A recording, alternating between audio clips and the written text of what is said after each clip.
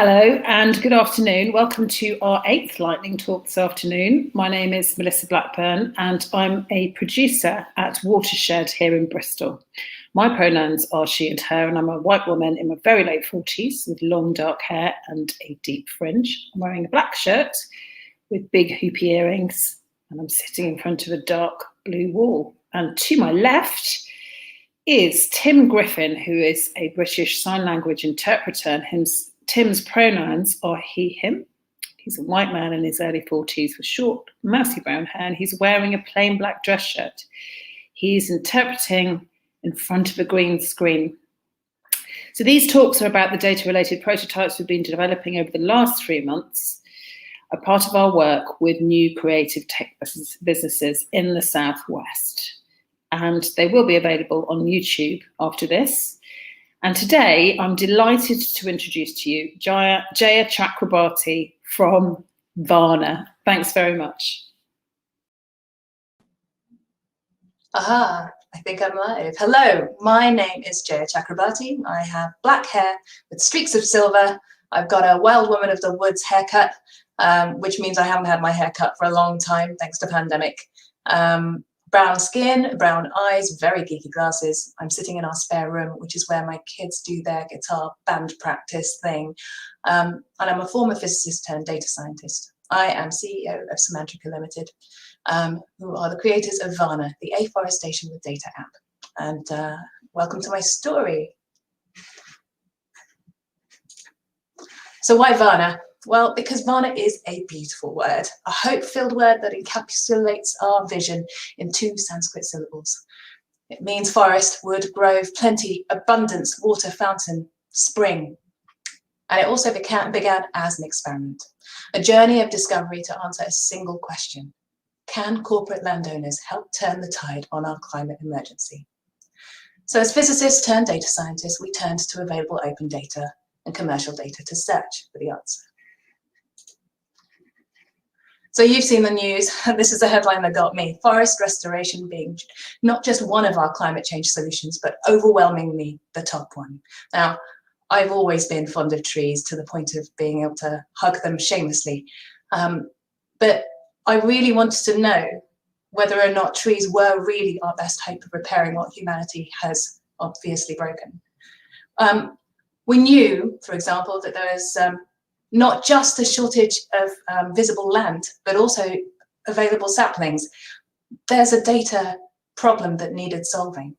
And so we set about trying to find out if putting trees together with targeted corporate activism would enable those in the UK and perhaps the world and enable us to play that part. So again and again, we kept hearing that there was no easy way to identify land ownership for tree planting. We heard it from policymakers, we heard it from companies, we heard it from NGOs, and yet somehow we understand there's 900 million hectares of land globally owned by private landowners that could well be the key. Now private can mean private entity or private person, but bear with me.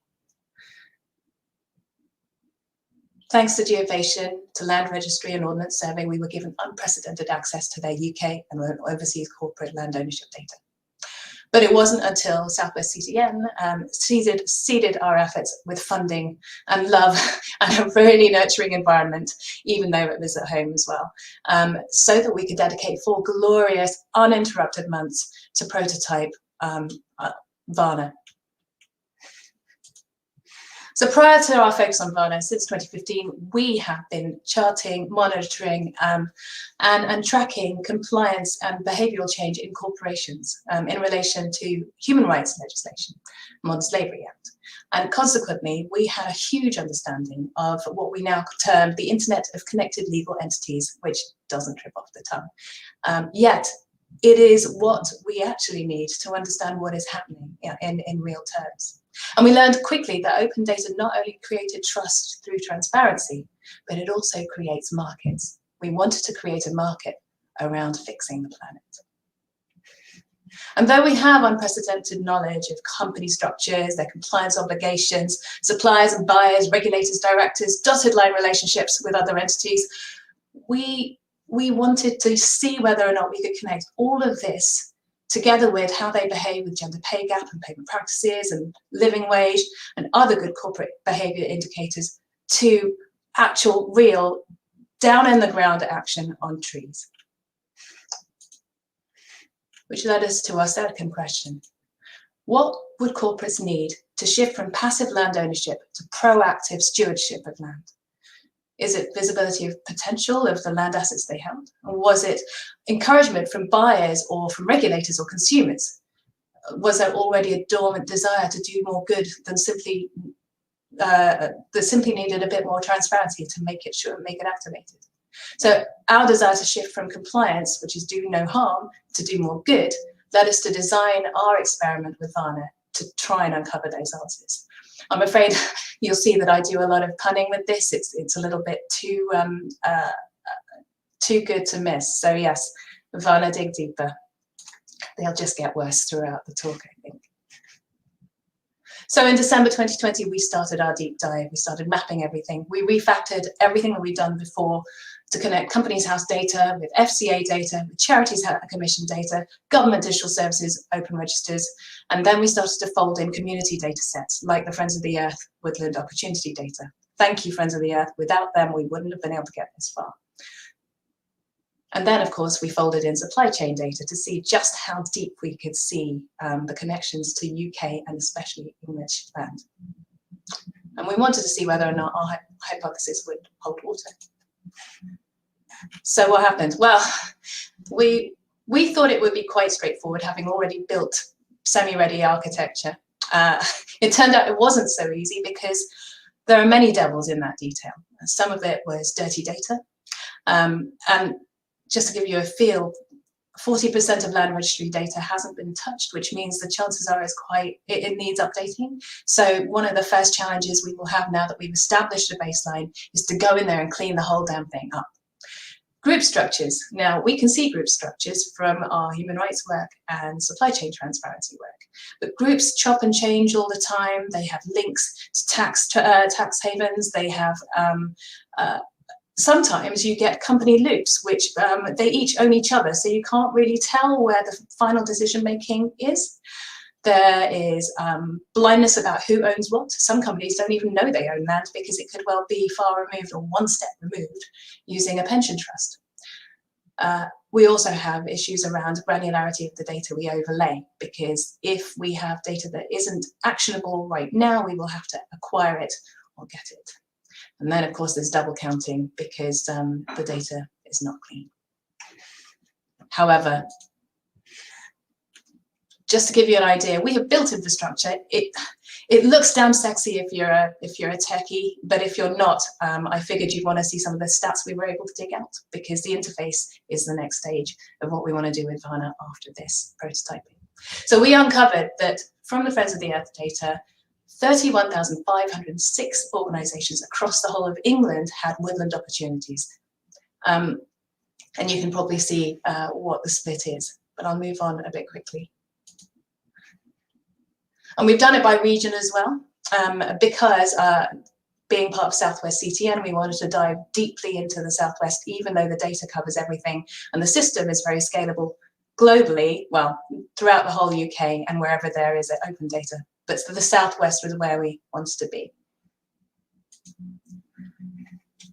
So organisations, corporates, own 35.4% of all land in England.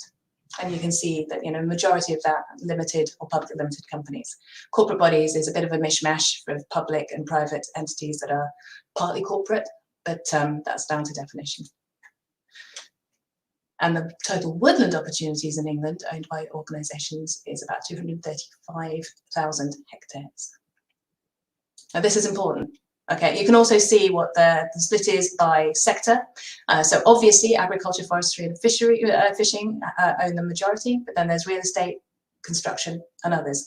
If you want these slides, please let me know and we'll talk about this later. But I wanted you to see the split because it can be done by sector and we can target sector by sector using the data that we have. And again, you can see that the proportion of land that we want out of the land that is owned by corporates is pretty low in the majority of cases, bar mining and quarrying. So that, okay, all in all, let's wrap it all up and say the woodland target for England is to plant trees on 180,000 hectares by 2042. And organisations own 130.9% of the land required. And that represents only 5% of their land holding. So if everyone chucked in 5%, which is a bit of a blasé statement because there'll be different proportions, we'd get this job done well in advance of 2042. Okay, so that's part of it. We could also cut the data in a different way. We can look at it by compliance. So the number of companies that are in scope for modern slavery are also, that also own land. They own 3.3% of woodland opportunities. But although that sounds small, it's actually 23.8% of the 2042 target. And this is relevant because we've already been dealing with a lot of them. And in the Southwest, you can see 26% of the woodland opportunity land lies here in our fertile soils of the Southwest. So that's where we get started. I could go on with lots and lots of different ways to cut the data, but let's get to the point. Vana started off as a simple concept. We'd identify land holdings. We'd try and work out if they're suitable for tree cover or other types of nature rewilding. We would quantify the benefits working with academics and specialists. We would then use our underlying infrastructure that we've already built in order to connect them with companies that could be shown that they can do things differently. We can enable those companies to see who they should be working with, where they can get funds, and hopefully, if we can build the business case strong enough, we can get them planting or get their volunteers planting. Through our time at Southwest CTN, we have been able to see exactly how much we have to connect different types of entities. So we aim to connect corporate landowners, asset holders, policymakers, and institutional corporate natural capital investors with land ownership data, carbon offset data, supply chains, and various other things in order to save the planet. And below ground, we're a mycelium network. We connect companies that can help people and other companies get there. And of course, globally, you can see that if we get it right with Vana here in England, here in the Southwest, we only need open data, land ownership data, corporate data in order to get started in any other country going. Do you want to, if you want to help, if you want to get involved, there are many ways in which you can help. And please get in touch. If you're a company, if you're an investor, if you're someone who wants to get your hands dirty, then connect with a community group who will connect with us. It's a movement. Vana's just the tech. It takes human beings to save the planet. And finally, I want to thank our glorious team and our army of AI bots, and of course, our steering group, who have been phenomenal in helping shape what we're doing and continue to do so. I have whizzed through it because I know you want to get to beer. But please, if you've got questions, come back to me. I'm around, and the team here at Southwest CTN know how to get to me. Thank you very much.